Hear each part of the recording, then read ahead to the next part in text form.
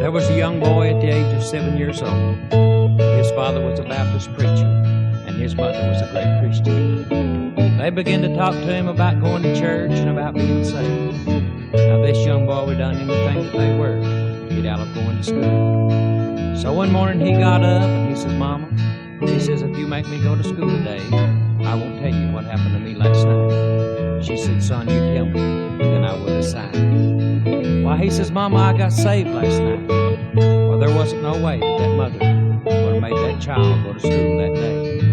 Well, later on that day, he was following behind his father and his older brother to a country store which was about 5 miles away. His older brother turned around to him and he said, "Son," he said, "what happened to you last night?" He said, "I got saved." But he realized he told one of the biggest lies that he'd probably ever tell, but he was afraid. Well, he went on and joined the church and was baptized. He would go up into the handshakes. Sometimes he would testify. He would go out and pray with little sinners, and they said that they got saved. But he realized that he didn't have what the other people had. Well, he grew on up until he was 15 years old, and his father was off in a revival. He said, "Well, I guess it's about as good a time as any. I'll backslide or quit going to church until I can straighten up my life." And that's what he did. Well, he grew on up until he was 18 years old, and he got married. His wife began tending this little country church, and she got saved. And she began talking to him about going to church and about being saved. So he began tending this little country church. One Sunday morning, the preacher was up a-preaching. There wasn't a whole lot of people there. Everybody was sitting over on the right-hand side of the church except him. He was sitting over on the left-hand side. Well, the power of God was so strong there that day that the young man even looked around to see who was taking him by the shoulder, but there wasn't nobody there. But it seemed as though someone had picked him up 3 times.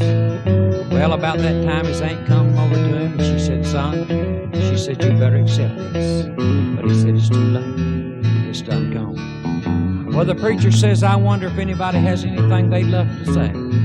The young man gripping the back of the seat that was in front of him, with his trembling hands, he rose to his feet. He said, "I'd like to beg you all, if you would please, to ask God to give me one more chance." And he said, "If God will give me one more chance, I will accept it." Well, it went on for exactly 1 month from that day. He got up and looked out a window. There was a flat on his old truck. Now, ordinarily he wouldn't have walked anywhere, but he hid out across that hill to that little country church, which was about a half a mile away. When he got there that day, there were some singers there he had never seen before and had never seen since. They began to sing Somebody's Last Day as he sat back near a window towards the back of the house. Oh, what a condition this young man got in. Why, he just knew that's the last day that he'd ever live on this earth. Then they began to sing Somebody'll Know Me in Heaven, but he knew nobody wasn't going to know him there because he knew that he had never been saved. Well, he couldn't remember whether he was preaching there that day or not. They must have been. But after a while, somebody asked the singers if they'd sing that song again, Somebody's Last Day. When they began singing that song, oh, what a condition this young man got in. Well, if only he could just make it to the door. He felt like that he would run until he fell dead. When they got through singing that song once again, he gripped the back of the seat that was in front of him with his trembling hands. He said, "I'd like to ask you all, if you would please, to sing that song again, Somebody'll Know Me in Heaven." When they began singing that song, he dropped his head and he said, "Dear God," he said, "a many a time I've asked you to forgive me and show me where that I'm at." He said, "Lord, a many a time I've asked you to save me if I've never been saved." He said, "Lord, have mercy upon me as a sinner." Well, they said that you could hear me hollering for over half a mile away.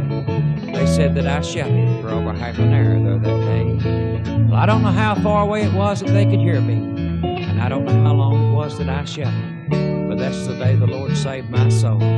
This story I've just told you is true. It happened to me. May God always bless you.